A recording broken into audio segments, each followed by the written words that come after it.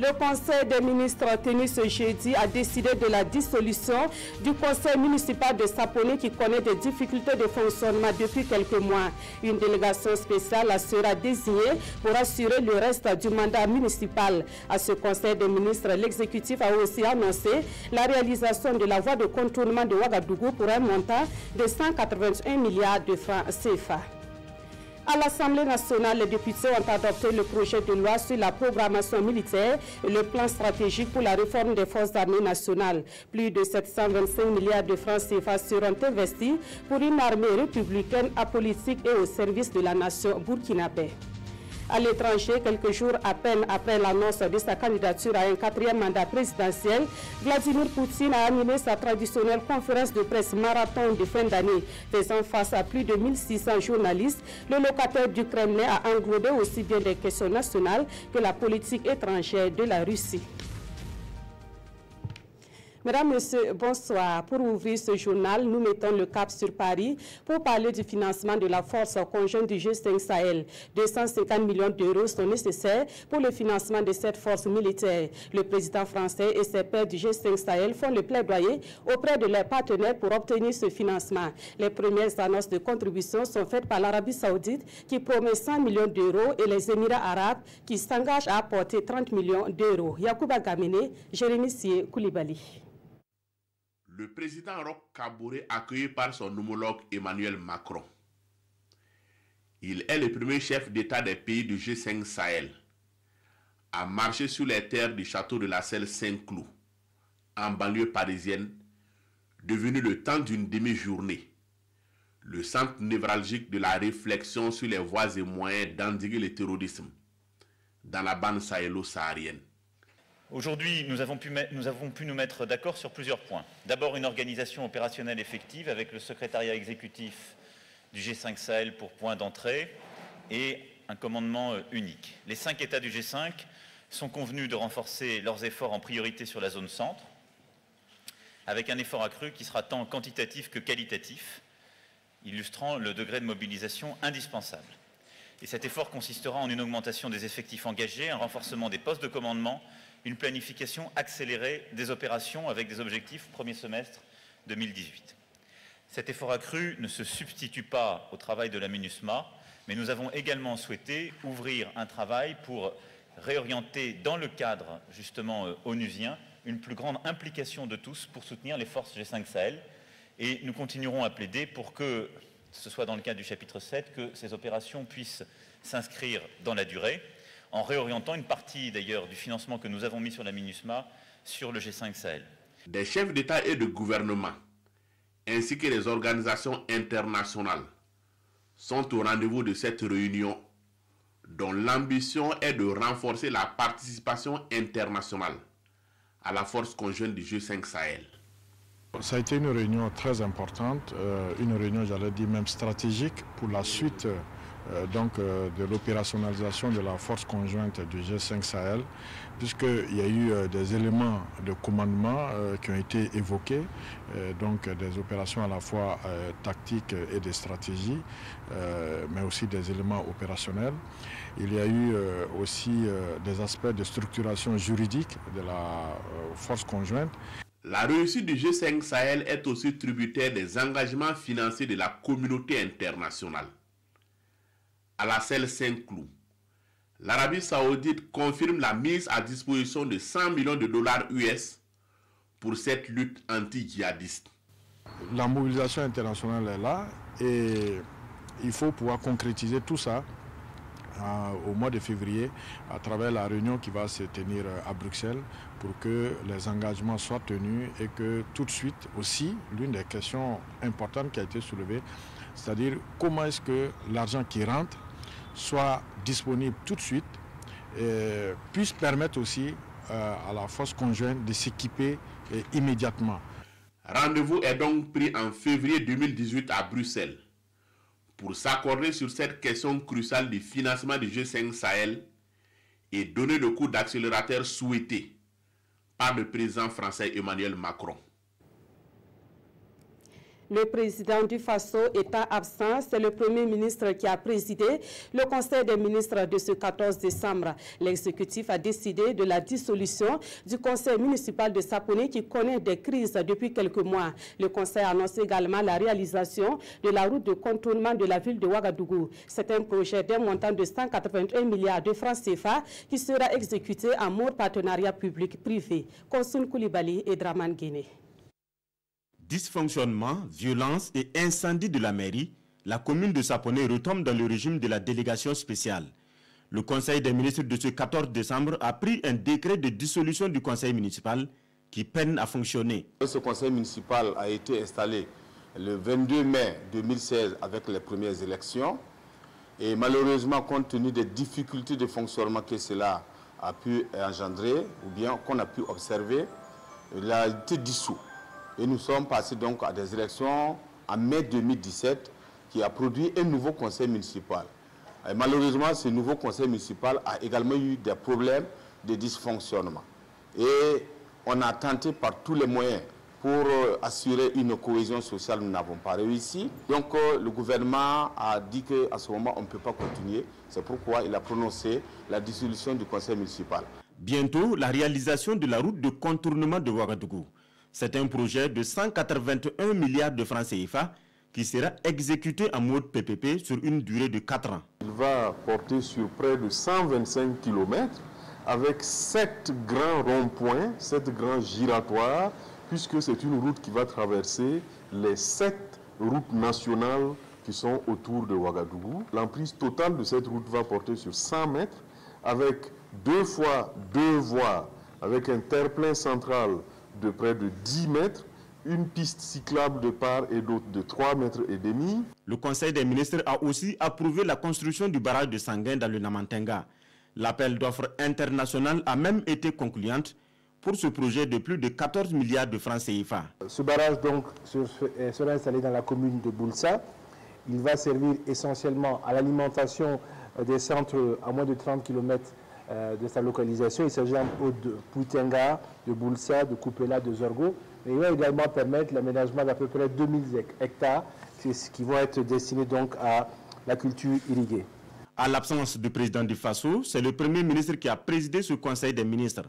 Un conseil qui a accordé le statut d'association d'utilité publique au Centre de gouvernance démocratique CGD, au réseau d'associations intervenant dans le domaine de la santé et à l'association SOS Village d'enfants.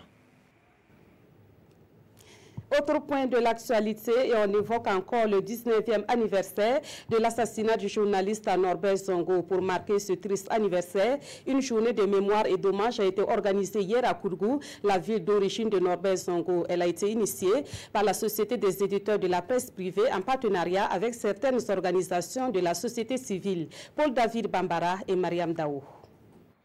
C'est un devoir de mémoire à Norbert Zongo. Une journée d'hommage à l'université de Koudougou qui porte désormais son nom dans sa ville natale à l'occasion du 19e anniversaire de son assassinat. Ici, ancien collaborateur de Norbert Zongo, défenseur des droits humains et étudiant, échange à travers un panel sur la vie et l'œuvre de l'homme. Pour moi, Norbert est un modèle que nous devons suivre aujourd'hui, à l'image un peu de Thomas Sankara. C'est pour ça que je suis venu aujourd'hui, pour comprendre plus davantage. Parce que tout le monde est admiratif de Norbert, mais c'est un peu comme la mythologie, c'est-à-dire qu'on a une idée générale, mais qu'on n'a pas obligatoirement tous les détails. Cette journée de devoir de mémoire sera désormais organisée chaque année dans une des universités du Burkina pour marquer le 13 décembre. Elle vise à transmettre à la jeune génération les valeurs d'humilité et d'intégrité prônées par Norbert Zongo. Nous avons choisi effectivement de parler à la jeune génération pour que toute la jeunesse burkinabé comprenne qu'il y a eu un homme qui s'appelait Norbert Zongo et qui s'est battu jusqu'au sacrifice suprême pour défendre les valeurs et les principes de l'état de droit, de la démocratie et surtout aussi l'équité pour tous dans l'accès aux services sociaux de base dans ce pays. Norbert Zongo, c'était déjà une force de travail. Je voudrais que la jeunesse retienne cela, mais également aussi son attachement à un certain nombre de valeurs. Valeurs de dignité, valeurs d'engagement, valeurs d'intégrité.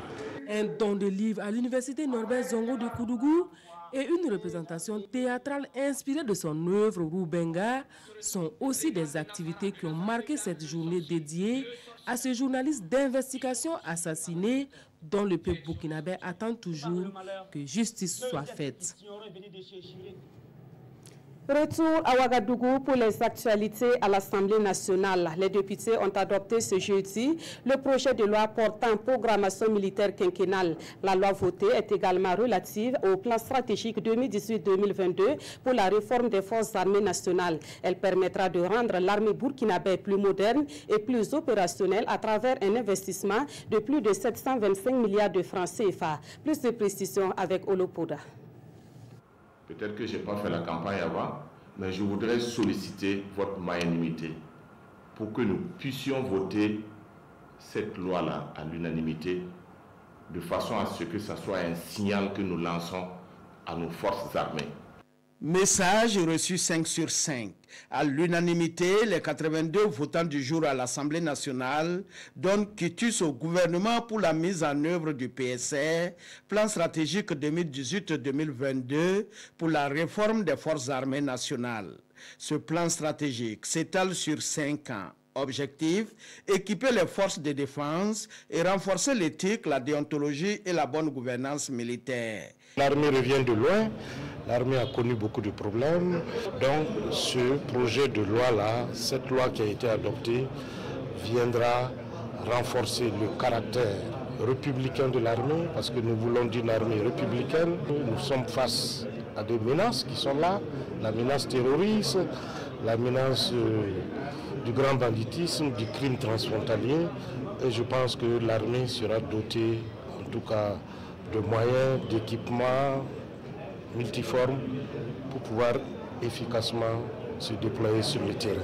Plus de 725 milliards de francs CFA seront mobilisés pour construire progressivement une armée républicaine et opérationnelle au service de la nation. Et il n'y a pas de temps à perdre vu le contexte sécuritaire actuel. Les troupes n'ont pas de syndicat. Nous allons être votre syndicat et nous allons interpeller le gouvernement pour qu'il puisse mettre les moyens nécessaires à la disposition de l'armée pour la protection du Burkina Faso, pour la protection des populations. La représentation nationale sera très bientôt au Sahel pour constater de visu le vécu quotidien des troupes sur le terrain. Foi du président Sakandé qui estime que le vote de la loi portant programmation militaire quinquennale est un point de départ pour le renouveau de la Grande Muette. Toujours à l'Assemblée nationale, hier, les députés ont pris connaissance des rapports accablants sur le système sanitaire au Burkina Faso, du matériel non exploité estimé à plusieurs milliards de francs CFA, de même que des failles dans le recrutement et la formation du personnel militaire. C'est ce qui révèle l'enquête parlementaire sur le système sanitaire au Burkina Faso. Plus de précisions avec Kwale Nebié et Ismaël Duloma Sirima. Le rapport de l'enquête parlementaire sur le système de santé au Burkina, période 2006-2016, peint un tableau peu reluisant. Ce document de 900 pages fait état d'une mauvaise gestion du matériel dans plusieurs structures sanitaires du Burkina. Quand vous allez à l'hôpital Yalgado, un hôpital qui se dit de référence et qui se veut de référence, pour lequel vous n'avez même pas un bon incinérateur. Ça c'est quoi? C'est déjà un problème. Quand vous allez à l'hôpital Yalgado, le plus souvent, c'est des ruptures. Ou c'est les appareils qui sont en panne, ou vous avez les ruptures en réactif, en consommable, etc., etc. Donc, ça ne permet pas de rendre des soins de qualité à la population. Le rapport dénote aussi un manque de formation pour l'utilisation de certains types de matériel. Le mauvais recrutement des agents de santé dans le non-respect des règles de l'Organisation ouest-africaine de la santé a également été relevé. Face à cette réalité, les enquêteurs ont fait des recommandations. Il faut adopter le système solaire, la cellule photovoltaïque, pour équiper désormais toutes nos structures sanitaires de ce système-là, pour nous mettre définitivement à l'abri de ces coupures. Une autre recommandation forte, c'est auditer la Sogemabe. Parce que l'État a mis à la disposition de ces structures pratiquement 27 milliards pour doter nos structures sanitaires de matériel médico-technique de qualité. Les parlementaires en charge de cette enquête espèrent que ce rapport sera transmis au gouvernement pour situer les responsabilités afin de relever le défi dans les structures de santé au Burkina. Autre point de l'actualité, des journées de concertation se tiennent à Ouagadougou entre le ministère de l'Éducation nationale et les collectivités territoriales. Au menu des échanges, la collaboration entre ces deux entités pour une mise en œuvre réussie du plan national de développement économique et social. Il est notamment question du transfert des ressources humaines et financières et la gestion des écoles dans le contexte de la décentralisation. Amado Ilboudo, Estelle Judith Assorba. Ce cas de concertation entre le MENA et les collectivités territoriales est une première depuis l'effectivité du transfert des compétences et des ressources aux communes dans le domaine de l'enseignement. Désormais, ces deux parties pourront disposer de part et d'autre des informations fiables concernant l'exécution, le suivi des ressources et des compétences transférées dans le domaine de l'éducation. Ce qui ne se faisait pas en temps opportun et rendait le travail difficile pour le MENA. Les principales difficultés sont liées évidemment aux capacités de gestion de certaines collectivités territoriales. Collectivités territoriales, par exemple, le quota minimum n'est pas encore mis à disposition. D'autres l'ont réussi, donc il est important de comprendre quelles sont les difficultés qu'ils rencontrent, par exemple, dans la mise en œuvre du dispositif en matière de renforcement de leurs capacités dans ce domaine. Ces difficultés et bien d'autres seront soulevées ici par les parties prenantes qui tenteront de les résorber au cours de cette rencontre d'échange. Nous souhaitons qu'il y ait une feuille de route qui permette à l'ensemble des parties prenantes de s'accorder sur une meilleure compréhension, une meilleure vision de comment on gère ce processus qui, comme je l'ai rappelé, il est récent, il est nouveau. Donc certains acteurs ont besoin véritablement d'être mis au même niveau d'information et au même niveau de prise en charge de ce dossier-là. Ce cas de concertation ainsi instauré devrait améliorer la collaboration et la communication entre les deux parties pour un développement harmonieux du système éducatif dans le contexte de la décentralisation intégrale. Et on l'a constaté ces derniers jours, le système éducatif burkinabé est secoué par des crises à répétition. Des scènes de violence sont même enregistrées dans le milieu de l'éducation et de l'enseignement. Face à cette situation, l'Union des associations des parents d'élèves du secondaire et du supérieur donne de la voix. Elle condamne les actes de violence et promet d'œuvrer pour le retour au calme dans les classes et les amphithéâtres. Issa Kafando et Omar Zambri. Le secteur de l'éducation traverse des périodes difficiles. Depuis plusieurs années, il est sujet à des crises à répétition. Une situation dépeinte ici par l'Union nationale des associations des parents d'élèves du secondaire et du supérieur, l'UNAPSB.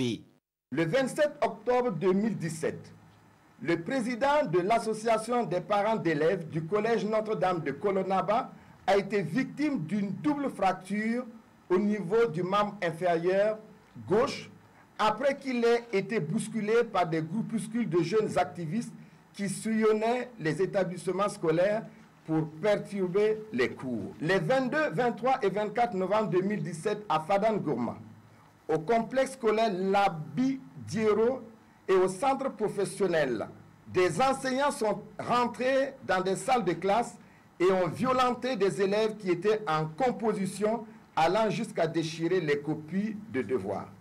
Dans plusieurs villes du Burkina Faso, notamment à Houndé, Tita, Kombisiri, des axes routiers sont bloqués pendant plusieurs heures par des élèves manifestants. Tous ces mouvements d'humeur et scènes de violence font courir le risque d'une année blanche au Burkina Faso. Et face à cela, les parents d'élèves, à travers leur union, disent avoir entamé des démarches afin de trouver des solutions. L'UNAPSB mène des actions dans le sens donc de désamorcer la crise. Nous avons mené des campagnes d'information et de sensibilisation dans les régions. Pour le président Hector Ouedraogo, l'UNAPSB contribuera à la hauteur de ses compétences pour un retour de la sérénité dans les classes. Dans l'actualité également, les responsables du programme de développement intégré de la vallée de Samandéni réagissent suite aux allégations sur leur gestion. Selon eux, il n'y a pas d'irrégularité dans la gestion des aspects environnementaux et sociaux du programme de développement intégré de Samandéni. Les responsables de ce programme et une délégation du ministère en charge de l'eau ont animé une conférence de presse hier à Bobo-Dioulasso. Drissa Traoré et Moumouni Barou. Ce point de presse animé par les responsables du programme de développement intégré de la vallée de Samandéni, P10, vise à donner une réponse aux différentes agitations ces derniers temps par rapport à la mise en valeur du plan de gestion environnementale et sociale. Certaines personnes menées par une association de la place indexent le P10 de les avoir exclus du système d'indemnisation. C'est pourquoi le P10 a jugé nécessaire d'éclairer la lanterne de l'opinion publique sur un certain nombre d'allégations. Le taux d'indemnisation à Samandéni est le même tant pour le propriétaire terrien que pour l'exploitant. En effet, lors des négociations, les populations affectées à travers les cas de concertation ont souhaité et obtenu qu'il n'y ait pas de discrimination entre populations qui vivent en parfaite symbiose sans aucune distinction d'origine ni de religion.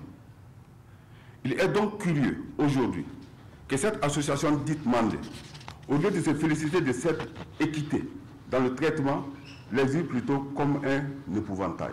D'autres incriminations font cas du déplacement des bornes délimitant la cuvette du barrage. Sur ce point, le programme rectifie les tirs. La délimitation et la matérialisation des limites des plus hautes eaux du barrage ont été réalisées selon un processus scientifique et technique par le groupement de cabinets d'études Syntec Géo-Image Solutions. Dans les réclamations, les manifestants veulent une indemnisation plus conséquente et plus élargie à d'autres couches sociales. Sans fondement, ils veulent qu'on leur donne 15 millions de francs CFA par ménage. Pour quelle raison? Les manifestants demandent qu'on indemnise des personnes qui ont des champs hors de la limite des plus hautes eaux du barrage, dont des terres non affectées. Est-ce normal? Il est aussi demandé au P10 d'attribuer des parcelles à tous les jeunes de 18 ans. À ce point de presse, le P10 a aussi expliqué aux journalistes le système de paiement mis en place pour indemniser les personnes affectées par la construction du barrage. Un système de paiement qui s'effectue obligatoirement par un compte bancaire. Retour à Ouagadougou pour dire que les acteurs du secteur privé de la région du centre ont un nouvel endroit pour obtenir des informations et autres services. La région du centre a désormais une délégation consulaire de la Chambre de commerce et de l'industrie. La cérémonie d'inauguration marqua également le lancement des activités de cette délégation consulaire est intervenue ce jeudi. Le reportage de Daouda Ouattara et Moumouni Soubega. Ces coups de ciseaux marquent l'ouverture officielle de la délégation consulaire de la région du centre et le lancement de ses activités. Une stratégie de la Chambre de commerce et de l'industrie du Burkina qui entend donner un nouveau souffle au secteur privé local. C'est des missions donc, de sensibilisation, des missions de renforcement de capacité et de formation. Donc c'est de cela qu'il s'agit, donc les DCR. Et nous avons donc pour objectif de décentraliser les services, les différents services de la Chambre. L'ancien président de la Chambre de commerce, Paul Balkouma, et le président de l'Assemblée nationale coparrainent l'événement. Une occasion pour les responsables de la Chambre de commerce de solliciter le président de l'Assemblée nationale afin qu'il pèse de tout son poids pour redynamiser le secteur privé burkinabé. Nous allons avoir des concertations régulières de façon à ce que les problèmes puissent être posés autour d'une table et nous allons ensemble regarder quels sont les mécanismes que nous pouvons mettre en place de façon à ce que les uns et les autres puissent exercer sans grande difficulté, de façon à accompagner le monde des affaires. Les élus consulaires du centre ont mis à profit cette cérémonie pour remettre un lot de matériel médical et de vivres à des formations sanitaires de leur région, tout en espérant que le nouveau centre consulaire leur permettra d'aller encore de l'avant dans leurs activités commerciales.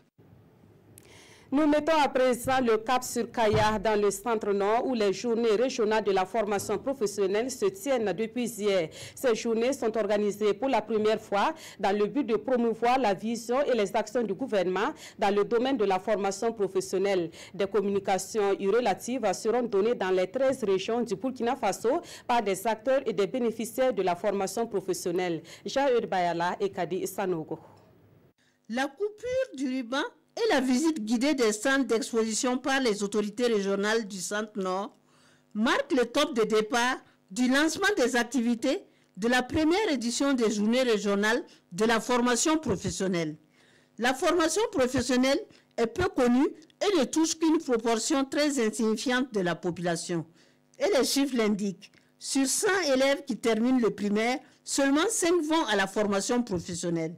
Ces journées régionales constitue une occasion pour sensibiliser les jeunes sur les opportunités qu'offre la formation professionnelle et la nécessité de s'y intéresser. Quand vous écoutez l'opinion, on a l'impression qu'on ne se forme professionnellement que quand on a échoué au niveau classique.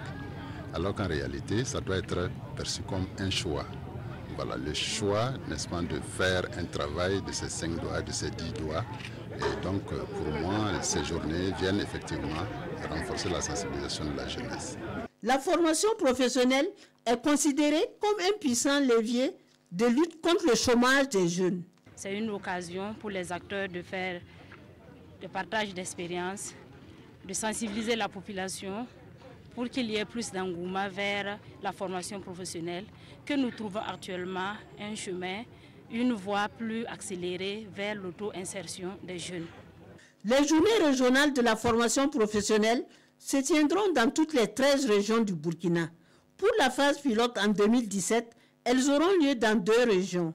Il s'agit du Centre-Nord et du Nord.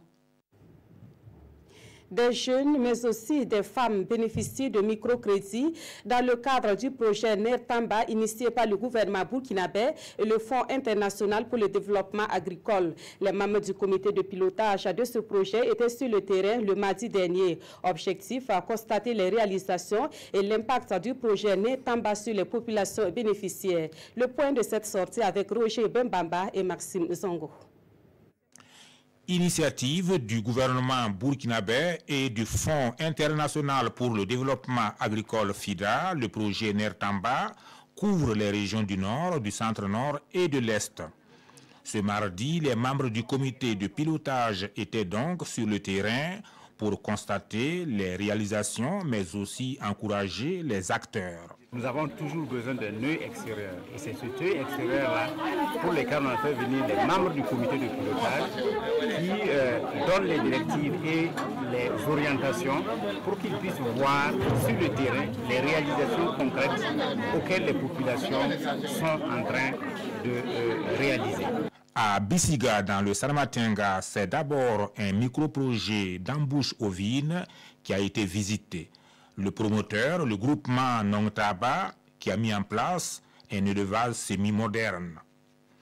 À Boussouma, toujours dans le Sarmatenga, les femmes de Nessamtenga qui se sont donné la main ont, elles, monté un micro-projet qui transforme du savon à base de produits locaux.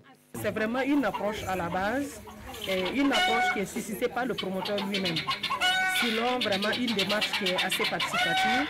En ce sens où c'est le promoteur lui-même, sur la base d'initiatives qu'il réalise traditionnellement, qui demande un appui du projet. Ça peut être un appui du projet en lien avec l'agriculture, les ressources animales et l'environnement. Nertamba, qui a vu le jour en 2014, accompagne les femmes et les jeunes à travers des micro-projets. En 3 ans d'existence, c'est un montant de plus de 6 milliards de francs CFA qui a été mis à la disposition d'initiatives locales afin de soutenir le développement à la base. Le Comité national de lutte contre la pratique de l'excision tient sa session ordinaire de l'année 2017 à Ouagadougou. Une session consacrée au bilan de 2 décennies de lutte contre l'excision et à la définition de nouvelles stratégies pour gagner les batailles futures. Déjà, les acteurs qui se sont illustrés dans la lutte contre l'excision ont reçu des soutiens divers. Des précisions avec Césaire Carrefour et Zalissa Sanfo. 2 décennies de lutte. 2 décennies de plaidoyer, Mais les couteaux sont toujours tranchants. Les lames coupent encore et encore et des femmes sont toujours mutilées. Les mutilations génitales féminines ont la peau dure au Burkina Faso. Mais au ministère en charge de la promotion de la femme, l'on est optimiste. Des batailles ont été gagnées. Reste l'ultime combat, l'atteinte de la tolérance zéro pour les mutilations génitales féminines. Et leurs ont de préciser, le bout du tunnel n'est plus loin. Que nous ne sommes pas loin de la porte et on s'y achemine lentement mais sûrement. Le Conseil national de la lutte contre la pratique de l'excision a tenu à tenir son Assemblée générale 2017 avec tous ses partenaires pour qu'ensemble nous puissions faire le bilan des actions menées tout au long de l'année 2017 et envisager les actions qui vont entrer en compte pour l'année 2018, mais aussi voir quelles ont été les difficultés et quelles perspectives. Le combat pour la tolérance zéro contre les mutilations génitales féminines se mène sur tous les fronts. Et tous ceux qui sont impliqués ont reçu des armes pour intensifier la lutte. Sur la toile, c'est la jeunesse qui est ciblée. Et un concours a été organisé sur les réseaux sociaux. À leur intention, les plus méritants ont été récompensés. J'étais engagée, donc je reste engagée, toujours. En tant que jeune, bon, ce que je peux proposer vraiment, c'est de passer par les jeunes. Parce que c'est, disons, nous l'avenir de demain. Donc il faut d'abord commencer par nous inculquer ces valeurs-là, pour qu'on puisse comprendre. Par exemple, il y a des élèves de ma classe, quand je leur parle de ça, ils disent non, c'est pas vrai, c'est pas possible, c'est bien, parce que c'est une tradition. Tous promettent la bataille pour la tolérance zéro contre les mutilations génitales féminines est rude. Elle sera aussi très longue. Mais c'est sûr, la victoire sera certaine pour l'épanouissement de la femme. À l'étranger, Vladimir Poutine a entamé sa campagne présidentielle par un grand oral médiatique. Le président russe a tenu ce jeudi une grande conférence de presse quelques jours après l'annonce de sa candidature à un 4e mandat. Devant 1640 journalistes et pendant des heures, Vladimir Poutine a abordé des sujets d'actualité dans son pays et la politique étrangère de la Russie. Vladimir Poutine donnait ce matin sa 13e conférence de presse annuelle devant 1600 journalistes russes et étrangers. Il a notamment reconnu les réussites significatives de l'administration Trump et rejeté les accusations d'ingérence russe pendant la campagne présidentielle américaine. Tout cela a été inventé par les personnes qui sont opposées à Trump afin de délégitimer son travail. Je suis persuadé que nous pourrons normaliser nos relations dans l'intérêt des peuples américains et russes et que nous pourrons avancer ensemble pour faire face aux menaces communes.